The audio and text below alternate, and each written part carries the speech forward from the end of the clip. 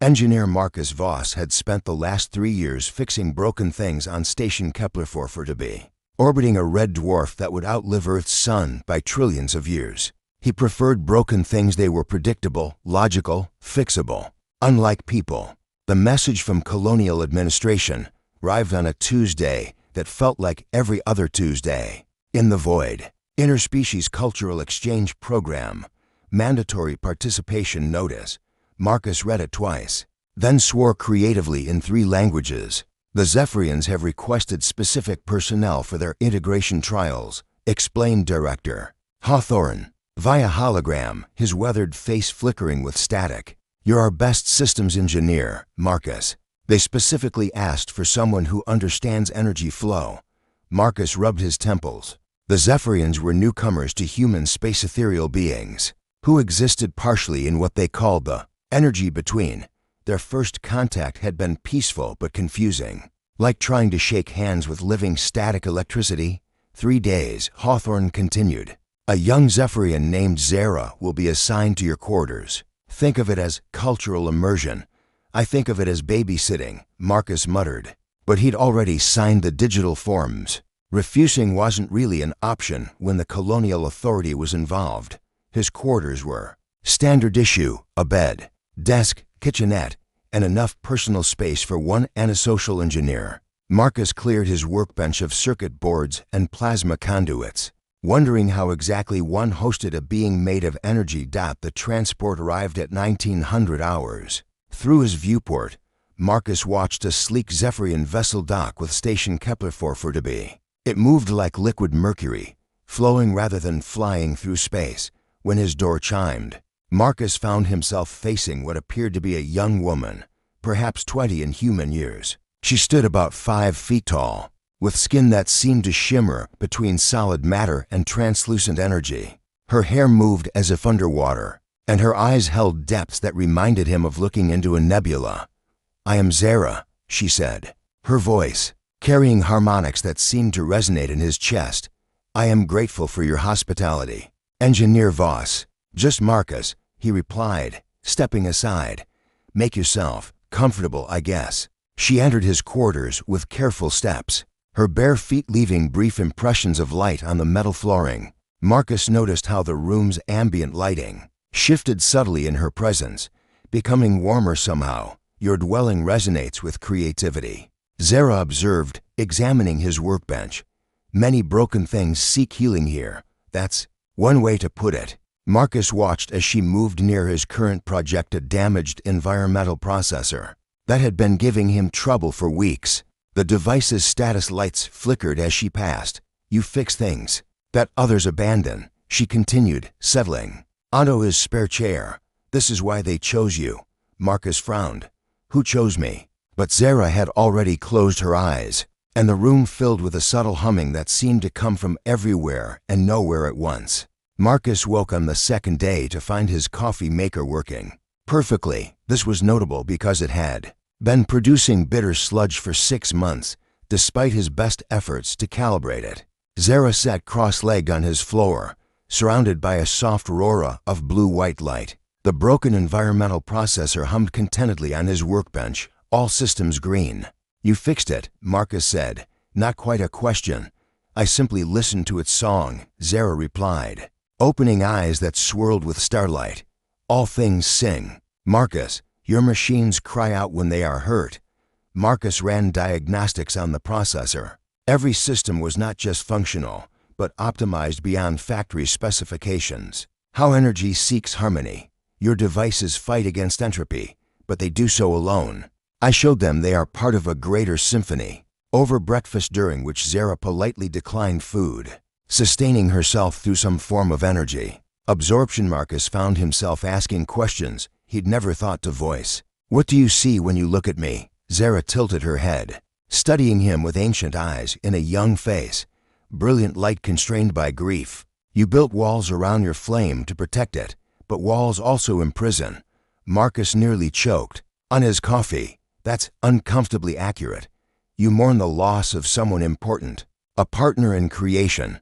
The memory hit like a plasma discharge. Dr. Jennifer Walsh, his research partner, and the only person who'd ever truly understood his work. They'd been developing new energy coupling systems when the accident happened.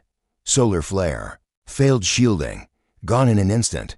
Yeah, Marcus managed. We were working on something together. Show me, Zara said simply. Against his better judgment, Marcus activated his private workstation. The holographic displays bloomed around them, showing years of theoretical work on energy harmonization ways to make human technology interface more efficiently with quantum fields.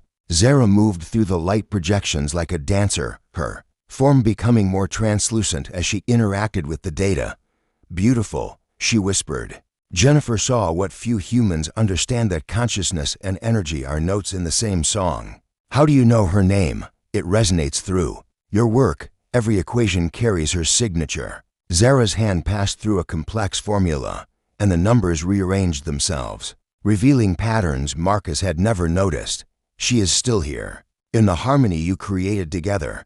For the first time in 3 years, Marcus felt something other than the hollow ache that had driven him to this distant station. Their work suddenly made sense in ways it never had before. That night, as station lights dimmed to simulate planetary cycles, Marcus dreamed of stars singing in perfect harmony. In the dream, Jennifer's voice joined the cosmic chorus, no longer lost but transformed into something eternal. He woke to find Zara glowing softly in the corner, her energy signature pulsing in rhythm with the station's power grid. The station sings more clearly now, she said softly. You are remembering how to listen. By the third day, Marcus realized that Zara wasn't just visiting, she was studying him, the station, the way human technology struggled against the fundamental forces of the universe. We have a problem, he announced during their morning routine, which had somehow evolved into him drinking coffee while she meditated near his workbench. The station's power grid is acting strange. Zara's eyes snapped open, their starlight dimming. Define strange. Marcus brought up the diagnostic displays. Power fluctuations cascaded across every system, not failures, but improvements. Energy efficiency was up 30%. Processor speeds had increased. Even the artificial gravity felt more natural. It's like the entire station is learning, Marcus said, running his hands through his hair, learning to be more efficient, more harmonious. This isn't normal. No, Zara agreed quietly. It is not. You're doing this, aren't you? The same way you fixed my machines. Zara stood, her form flickering between solid and energy. I have been sharing what I learned from your work. The station was crying out, Marcus, so much pain, so much inefficiency. I could not ignore its suffering. Sharing with who? Before she could answer, the station's communication system crackled to life. Engineer Voss to Command Center. Priority 1. The command center was in chaos. Director Hawthorne stood before a massive display showing the entire Kepler system, his face pale with disbelief. Marcus, thank God. Look at this. The display showed 7 human stations scattered throughout the system. All of them were experiencing the same phenomenon, dramatically improved efficiency. Systems operating beyond design parameters. Energy signatures that pulsed in perfect synchronization. It started with station Kepler 4 to be 12 hours ago. Hawthorne explained. Then it spread. Every station, every ship, every piece of human technology in the system is evolving. Marcus felt ice in his veins. How many Zephyrians are in the system? Just one. Your guest. Marcus ran back to his quarters, finding Zara standing at the viewport, her form now barely solid. She was looking out at the stars, tears of light streaming down her translucent cheeks. You're not just a cultural exchange student, Marcus said. No, she whispered. I am what your people would call a scout. But not for invasion, Marcus. For understanding. Understanding what? Whether humanity deserves to survive what is coming. The viewport suddenly filled with light. Not sunlight, but something far more ominous. Space itself seemed to be tearing, revealing glimpses of something vast and terrible moving between the stars. The Devourers, Zara said, her voice barely audible. They consume entire civilizations, leaving nothing but empty worlds and silent stars. They have found this system. Alarms began blaring throughout the station. Emergency broadcasts flooded the communication channels. The impossible sight beyond the viewport grew larger, and Marcus realized he was looking at ships the size of moons, powered by the stolen energy of dead worlds. "How long do we have?" he asked. "Hours," Zara replied. "Perhaps less," he commanded. Center had become a war room in the span of an hour. Admiral Torres, commander of the system's defense fleet, stood before tactical displays showing the impossible ships that dwarfed entire planets, moving with predatory purpose toward human space. "Conventional weapons won't even scratch them," Torres reported grimly. "These things have energy shielding that absorbs our attacks and converts them to power their own systems." Marcus stood beside Zara, watching her grow more translucent by the minute. "You're dying," he said. "Transforming," she corrected. "My physical form was always temporary, but the energy patterns I have learned from your species, those are eternal." "The station improvements," Director Hawthorne said suddenly. "That was you preparing us for this, wasn't it?" Zara nodded. "Your technology resonates with quantum fields, but inefficiently, like musicians playing the same song in different keys. I have been teaching your machines to harmonize." "Why?" Admiral Torres demanded. "Why help us?" Zara's form shimmered, and for a moment Marcus saw her true nature, a being of pure energy, ancient beyond human comprehension, connected to forces that govern the universe itself. "Because you are the first species we have encountered that creates harmony from chaos," she said. Your Jennifer understood this. She saw that consciousness and energy are not separate things, but different expressions of the same fundamental force. The viewport erupted with blinding light as the Devour fleet began its final approach. Their energy wake destabilized the system's star, sending solar flares cascading toward the human colonies. "Evacuation is impossible," Torres announced. "We have civilian populations on 12 worlds. Even if we had enough ships, there's nowhere to run that they couldn't follow." Marcus felt the familiar weight of impossible problems, but this time, he wasn't alone. Years of grief and isolation had taught him to think in terms of sacrifice and loss. But Zara's presence had reminded him of something else, the power of harmony, of working together toward something greater than survival. "What if we don't run?" he said suddenly. "What if we fight back using their own methods? Explain." Torres ordered. Marcus activated the holographic displays, showing the synchronized energy patterns spreading throughout the system. "Zara has connected every human installation. We're not separate stations anymore, we're components in a single massive system. A system that resonates," Zara added, understanding immediately. "Your species excels at taking disparate elements and creating unity. Orchestras, cities, civilizations. You instinctively harmonize, so we turn the entire system into a weapon." Marcus concluded. "Every station, every ship, every piece of human technology working in perfect synchronization." Admiral Torres studied the tactical projections. "It's never been attempted on this scale. The power requirements alone would require a conductor," Zara finished softly. "Someone who could interface directly with both human technology and cosmic forces." Marcus looked at her fading form and understood. "You." "Yes," she whispered. "But the process will completely transform me. I will become the harmony itself." The final transformation began as the Devour fleet entered the system's outer edge. Zara stood in the center of Station Kepler-4 for DB's main power core, her form now more energy than matter.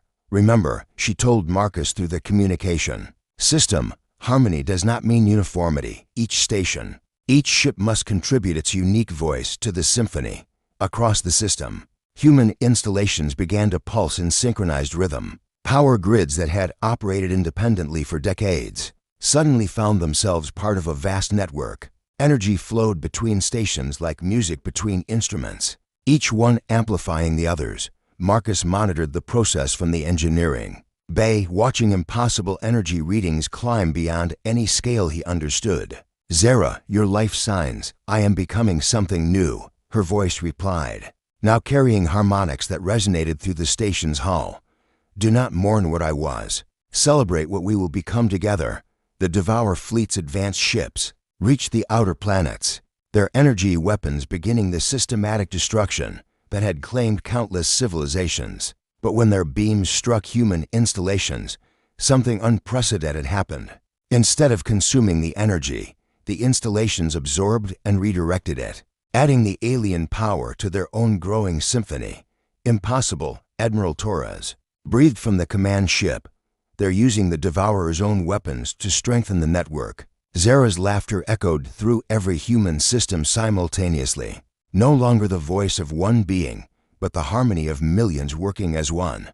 Marcus was right. Your species doesn't just survive, you transform everything you touch into something greater. The main Devourer ships, planet-sized monstrosities that had ended civilizations across the galaxy, suddenly found themselves facing something they had never encountered. Prey that fought back by becoming stronger. Energy patterns that had never existed before began flowing between human installations. Not just power, but information consciousness. The accumulated knowledge and dreams of an entire species made manifest in quantum fields. This is it, Marcus said, his hands dancing over controls that now responded to thought as much as touch. Every breakthrough, every discovery, every moment of human innovation, all of it flowing through the network. The climax came when the Devourer mothership, large enough to eclipse stars, fired its primary weapon, a beam capable of draining the energy from entire solar systems. The beam struck the synchronized human network and was transformed into something beautiful, the combined will of humanity, channeled through Zara's sacrifice and Marcus's understanding of harmonic resonance, converted the destructive energy into a wave of pure creation. Damaged systems repaired themselves. Broken relationships found resolution. The wounded star at the system's heart stabilized and began to burn with renewed vigor. The Devourer fleet, confronted with victims who became stronger through adversity, made a choice no human had ever witnessed. They retreated. As the alien ships vanished into hyperspace, Zara's final message resonated through every human mind in the system. You showed them that consciousness cannot be consumed, only transformed. They will remember this day when they encounter other species who refuse to be devoured. Marcus smiled, finally understanding what Jennifer had always known. The universe wasn't trying to destroy them. It was waiting for them to join its eternal song.